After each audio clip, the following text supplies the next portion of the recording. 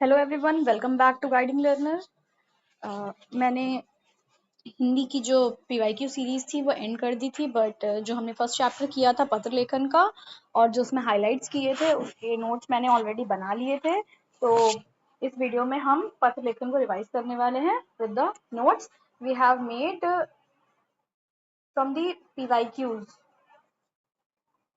Of various exams. मतलब जो भी यूपी रिलेटेड या फिर जिस भी एग्जाम में हिंदी आई है और पत्र लेखन से रिलेटेड क्वेश्चन आया है उसकी हमने पीवाईक्यूज किए थे, जिसमें से हमने ये कुछ चीजें मार्क करके रखी जिसका रिपीटेशन ज्यादा है या जो चीज हमें पता होनी चाहिए हमें नहीं पता है, ऐसी चीजें जो ऑब्वियस नहीं है। तो इसको एक एक करके देख लेते हैं लाइन से। तो सबसे पहला है अर्ध सरकारी अर्ध शासकीय पत्र। आत्मीयता के संस्पर्श युक्त पत्र अर्ध शासकीय पत्र है। अर्धशासकीय पत्र में एक अधिकारी दूसरे अधिकारी को व्यक्तिगत रूप से लिखता है, इसलिए इसकी भाषा में आत्मीयता होती है। मतलब पर्सनली लिखता है एक अधिकारी दूसरे अधिकारी को पत्र, इसीलिए इसमें आत्मीयता होती है। इस पत्र की भाषा सरल होती है। मैं कलर चेंज कर दूं। इस पत्र की जो भाषा है वो सरल होती है, अनौपचारिक होती है, क्योंकि पर्सनली लिखा जा रहा है ना, बस अधिकारी एक अधिकारी को लिख रहा है, कोई क्या कहते हैं दोस्त नहीं लिख रहा है या फिर फैमिली में कोई इंसान नहीं लिख रहा है, ये अधिकारी लिख रहे हैं लेकिन व्यक्तिगत रूप से लिख रहे हैं, इसीलिए इसी भाषा सरल अनौपचारिक और पत्र में उत्तम पुरुष का प्रयोग होता है, मैं हम इसका प्रयोग होता है। डीओ डीओ की अगर बात की जाए, डेमी ऑफिशियल लेटर।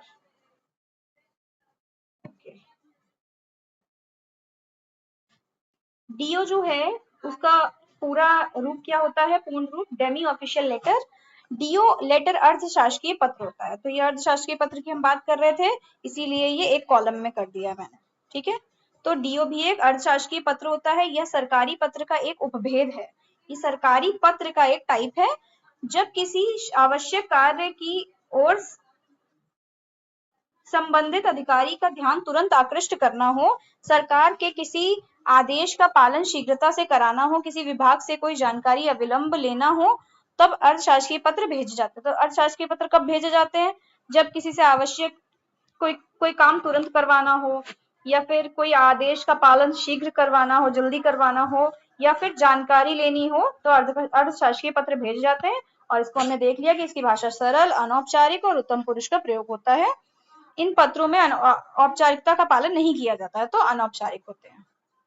डीओ पत्र अर्ध सरकारी पत्र का उपयोग विभिन्न सरकारी अधिकारी आपस में विचार विनिमय या किसी विषय की जानकारी प्राप्त करने के लिए करते हैं। अभी हमने ऊपर देखा, इस पत्र में संबोधन के स्थान पर प्रिय या भवदी शब्द का प्रयोग किया जाता है। मतलब ये पूरी तरीके से अनौपचारिक पत्र है, बस अर्धशासकीय पत्र है, क्योंकि एक अधिकारी अधिकारी को दे रहा है, किसी चीज की जानकारी के लिए दे रहा है, और या फिर कोई आदेश का तुरंत शीघ्रता से पालन कराने के लिए दे रहा है। इसमें अनौपचारिकता होती है, उत्तम पुरुष का प्रयोग होता है, भाषा सरल होती है, और संबोधन में प्रिय या भवदीय शब्द का प्रयोग किया जाता है। ठीक है, हमने इतना देख लिया। नेक्स्ट आ जाते हैं रिजोल्यूशन। प्रस्ताव कहते हैं जिसे। आपको इंग्लिश और हिंदी वर्ड्स दोनों याद रख लीजिएगा, क्योंकि हम लोगों ने पीवाईक्यूज में देखा था एक ऐसा क्वेश्चन आ रहा है, वो किसी और ही एग्जाम में आया था। वैसे तो यूपी ट्रिपल एससी के एग्जाम में नहीं आया था, लोअर पीसीएस में, लेकिन ये आया था कि डीओ का पूर्ण रूप क्या होता है, इस तरीके से, या फिर Hindi to English, English to Hindi में। तो रिजोल्यूशन अगर आ गया तो आपको पता होना चाहिए प्रस्ताव कहते हैं, या प्रस्ताव पूछ लिया तो रिजोल्यूशन कहते हैं उसे।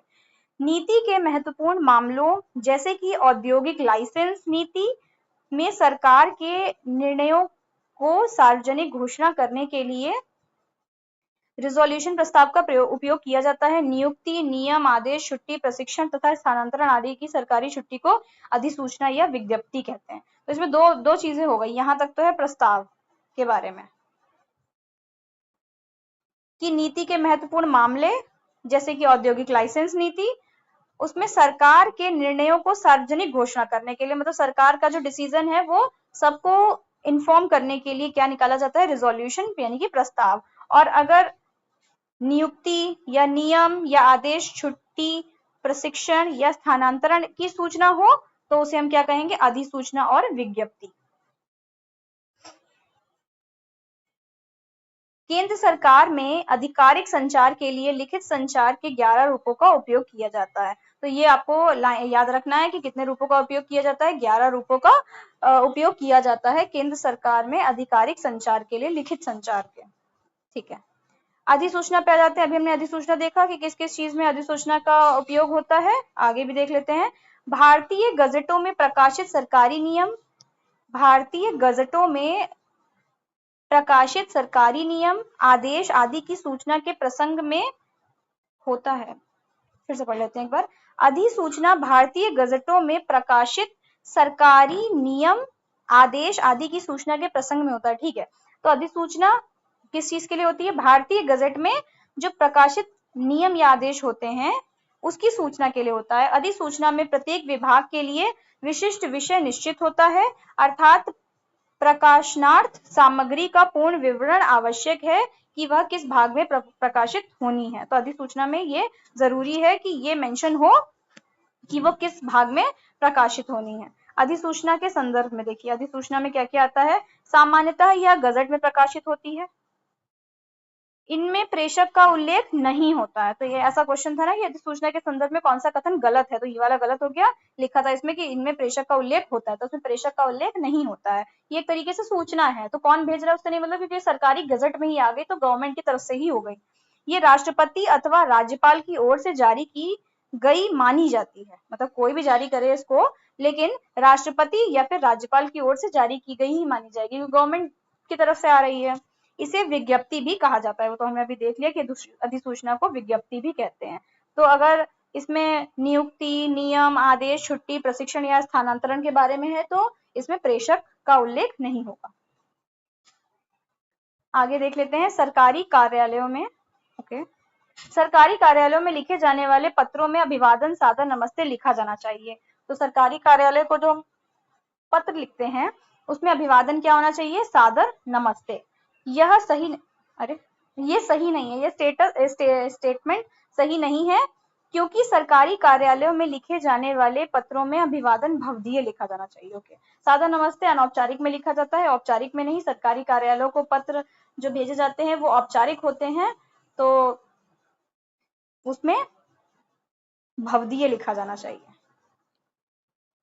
यदि पूर्व पत्र के संदर्भ को दोबारा उद्धृत करते हुए पुनः उसी सूचना को दोहराया जाता है तो यह पत्र अनुस्मारक की श्रेणी में आता है। एक बार पत्र दिया जा चुका है, फिर उसे दोबारा से याद दिलाना है या उसी से रिलेटेड को सूचना देनी है तो अनुस्मारक की श्रेणी में आ जाता है, उसे अनुस्मारक पत्र कहेंगे। अनुस्मारक, स्मारक से याद कर लीजिए, याद दिलाने के लिए। अनुस्मारक पत्र का उद्देश्य संबंधित अधिकारी को किसी पूर्व पत्र का स्मरण कराना या उसमें लिखित मामले का महत्व दर्शाते हुए शीघ्र उत्तर मांगना होता है। अनुस्मारक पत्र प्रायः मूल पत्र लिखने के 1 महीने बाद लिखा जाता है, मतलब एक पहला पत्र लिख दिया, अब उसी को याद दिलाना है तो 1 महीने बाद लिखा जाएगा, 1 मंथ, 1 महीने बाद फिर अनुस्मारक लिख सकते हैं। दूसरा अनुस्मारक पहले अनुस्मारक के 10 दिन बाद लिखा जाता है, मतलब पहला पत्र लिखा, ठीक है, फिर दूसरा पत्र लिखने के लिए बीच में 1 महीने का गैप होना चाहिए, फिर तीसरा यानी कि अनुस्मारक दूसरा लिखने के लिए यहाँ पे 10 दिन का गैप होना चाहिए। अब देख लेते हैं ऑफिस मेमोरेंडम, कार्यालय ज्ञापन। ऑफिस मेमोरेंडम जिसको कार्यालय ज्ञापन भी कहा जाता है, कार्यालय ज्ञापन पत्र व्यवहार का वह रूप है जिसके माध्यम से किसी सरकारी कार्यालय में किसी विशिष्ट अथवा सामान्य मामले में एक कार्यालय अथवा विभाग से दूसरे कार्यालय अथवा विभाग के अंतर विभागीय अथवा अंतर अनुभागीय औपचारिक संदेश अथवा अनुदेश प्रसारित किए जाते हैं, अथवा एक कार्यालय से किसी व्यक्तिगत मामले में किसी व्यक्ति को औपचारिक सूचना भेजी जाती है। फिर से समझते हैं इसको, पूरा सेंटेंस है लेके यहाँ तक। एक, कार्यालय ज्ञापन पत्र व्यवहार का मतलब कार्यालय ज्ञापन जो पत्र है उसमें क्या होता है, इसके माध्यम से किसी सरकारी कार्यालय में किसी विशिष्ट अथवा सामान्य मामले में एक कार्यालय, मतलब कोई सरकारी कार्यालय है उसमें कोई विशिष्ट मामला है या सामान्य मामला है, तो वो एक कार्यालय अथवा विभाग से दूसरे कार्यालय अथवा विभाग के अंतर विभागीय अथवा अंतर अनुभागीय औपचारिक संदेश अथवा अनुदेश प्रसारित किए जाते हैं। मतलब एक कार्यालय से दूसरे कार्यालय में किसी विशिष्ट मामले या किसी सामान्य मामले के लिए कुछ संदेश या अनुदेश भेजना हो, अथवा कार्यालय से किसी व्यक्तिगत मामलों में किसी व्यक्ति को औपचारिक सूचना भेजी जाती है, या फिर किसी एक मतलब कार्यालय से कार्यालय या तो कार्यालय से किसी पर्सनल इंसान को, मतलब पर्सनल भी उसी कार्यालय का होना चाहिए, किसी व्यक्ति को औपचारिक सूचना भेजी जाती है तो उसे ऑफिस मेमोरेंडम कहते हैं। मतलब ऑफिस में ही कोई चीज एक कार्यालय से दूसरे कार्यालय जा रही है, और एक ऑफिस से दूसरे ऑफिस जा रही है, या फिर एक ऑफिस से दूसरे ऑफिस जा रही है पर किसी एक इंसान को जा रही है, तो इस चीज में क्या क्या लिखा जाता है, ऑफिस मेमोरेंडम। कार्यालय ज्ञापन अन्य पुरुष की शैली में लिखा जाता है और इसमें अभिवादन को बताने वाले शब्द महोदय, प्रिय महोदय आदि जैसे शब्दों का इस्तेमाल नहीं किया जाता है। अन्य पुरुष शैली में लिखा जाता है और इसमें महोदय, प्रिय महोदय नहीं लिखा जाता है। आगे ये भी कार्यालय आदेश के बारे में। ओके, वो कार्यालय ज्ञापन था, यहाँ पे आ गया कार्यालय आदेश। आंतरिक प्रशासन के लिए निर्देश जारी करने के लिए आमतौर पर कार्यालय आदेश का उपयोग किया जाता है। आंतरिक प्रशासन के लिए निर्देश जारी करने के लिए मतलब इंटरनल ही कोई प्रशासन है उसमें उसी के अंदर कोई निर्देश जारी किया जा रहा है तो उसको कार्यालय आदेश कहते हैं। कार्यालय आदेश वह कार्यालय पत्र जिसमें किसी मंत्रालय, विभाग एवं कार्यालय के कर्मचारियों को उनकी नियुक्ति, स्थायीकरण, मतलब एक कार्यालय जो है अपने ही प्रशासन में अपने ही विभाग में कर्मचारियों के लिए जो आदेश लाया जाता है, निर्देश लाए जाते हैं, उसे कार्यालय आदेश कहते हैं। उसमें नियुक्ति हो सकती है, स्थायीकरण हो सकता है, स्थानांतरण के बारे में, पदोन्नति, अवकाश स्वीकृति, अस्वीकृति, इसके विषय में हो सकता है सब कुछ। इसमें संबोधन और स्वनिर्देश नहीं होता है, तो किसी के लिए पर्सनली तो लिखा नहीं जा रहा है, वहां के जो कर्मचारी हैं उनकी नियुक्ति के लिए मान लीजिए लिखा जा रहा है, तो उनकी नियुक्ति ऐसा नहीं किसी एक इंसान के लिए लिखा जा रहा है, मतलब कि जैसे कोई पोस्ट के लिए लिखा है तो उसकी नियुक्ति के लिए सबके लिए लिखा हुआ है ना, तो इसमें संबोधन नहीं होता है, स्वनिर्देश नहीं होता है। कार्यालय आदेश के मूल गुणों में बाहर भीतरी बातें सम्मिलित नहीं है। कार्यालय आदेश में अनौपचारिकता, नपातुला, संतुलित तथा निर्व्यक्तिकता कार्यालय आदेश के प्रमुख गुण हैं। अनौपचारिकता होनी चाहिए, नपातुला और संतुलित तथा निर्व्यक्तिकता, मतलब कि किसी व्यक्तिगत तरीके से नहीं लिखा होना चाहिए, ये इसके प्रमुख गुण हैं। कार्यालय आदेश मंत्रालय, संबंध विभाग, प्रभाग, अनुभाग इत्यादि के लिए निकाले गए आदेशों की सूचना है। तो कार्यालय आदेश क्या है? मंत्रालय, संबंध विभाग, प्रभाग, अनुभव, तो इसके लिए निकाले गए आदेशों की सूचना क्या कहलाती है? कार्यालय आदेश। कार्यालयी आदेश सदैव प्रेषित होता है उत्तम पुरुष में। अभी हमने देखा ना कि ये किसमें लिखा जाता है? उत्तम पुरुष में लिखा जाता है, और ये वरिष्ठ से कनिष्ठ को लिखा जाता है। तो हमने अभी कार्यालय ज्ञापन भी देख लिया और कार्यालय आदेश भी देख लिया।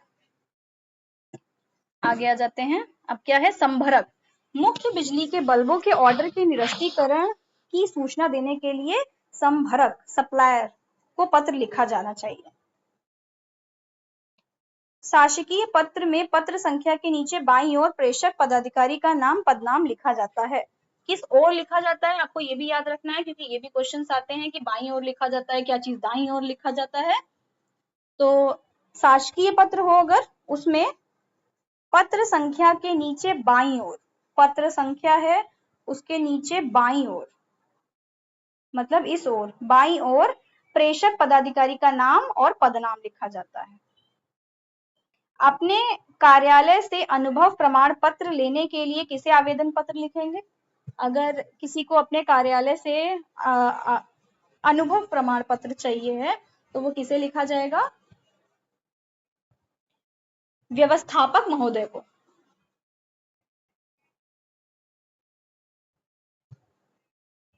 अच्छा, मैंने इसी के नीचे कर दिया, ठीक है। तो हमारा सिर्फ परिपत्र बचा है और फिर ये कंप्लीट हो जाएगा। परिपत्र की अगर बात की जाए तो परिपत्र संबद्ध या अधीनस्थ कार्यालयों के साथ पत्राचार के समय, एक मिनट, परिपत्र संबंध या अधीनस्थ कार्यालयों के साथ पत्राचार के समय तथा बैठक में लिए गए महत्वपूर्ण निर्णयों को कार्यान्वित करने के उद्देश्य से जारी किया जाता है। परिपत्र जैसे एक इंसान बाकी सबको वही चीजें भेज रहा है तो वो परिपत्र हो गया। परिपत्र की विशेषताएं एक बार ये पढ़ लेते हैं फिर। जब कोई सरकारी पत्र या ज्ञापन एक साथ अनेक विभागों को, कोई एक सरकारी पत्र आ रहा है वो एक साथ कई सारे डिपार्टमेंट्स को जा रहा है तो उसमें क्या होता है, तब क्या भेजते हैं, परिपत्र भेजा जाता है। और उसे गश्ती पत्र भी कहते हैं। इसमें प्रेषक एक ही अधिकारी होता है, मतलब भेजने वाला कौन होगा, एक अधिकारी होगा, लेकिन पाने वाले अनेक होते हैं। मतलब एक नोटिस आई वो सबको दिखानी है तो वैसे। परिपत्र में सबसे ऊपर पत्रांक संख्या या परिपत्र संख्या लिखी जाती है सबसे ऊपर, और ये पूर्णतः औपचारिक होते हैं। इसमें विषय का उल्लेख किया जाता है कि किस चीज से रिलेटेड जो है वो पत्र आया है। इसमें संबोधन हेतु महोदय या महोदया का प्रयोग होता है क्योंकि ये औपचारिक पत्र है एक तो। इसमें स्वनिर्देश हेतु भवदीय भवदीया का प्रयोग होता है। मतलब इसको आपको पूरा औपचारिक पत्र की तरह ट्रीट करना है। इसमें पत्रांक संख्या होगी, औपचारिक होगा, विषय का उल्लेख होगा, महोदय महोदया लिखा होगा या स्वनिर्देश में भवदीय भवदीया लिखा होगा। ठीक है, तो हमने ये सारे टॉपिक्स देख लिए हैं जिसमें हमने क्या क्या देखा। प्रस्ताव, अर्धशासकीय पत्र, डीओ, सरकारी कार्यालय आदेश, अनुस्मारक, कार्यालय ज्ञापन, कार्यालय आदेश, परिपत्र, संभरक मतलब सप्लायर को भेजा जाना चाहिए कौन सा पत्र, और शासकीय पत्र में क्या क्या होता है, और अनुभव प्रमाण पत्र हमें किसी से लेने के लिए, प्राप्त करने के लिए किसको आवेदन पत्र लिखना होगा, व्यवस्थापक महोदय को। So I think that's enough for पत्र लेखन if you are doing it from PYQs. So that's it for the video. मिलते हैं नेक्स्ट वीडियो में। Till then bye bye and keep learning.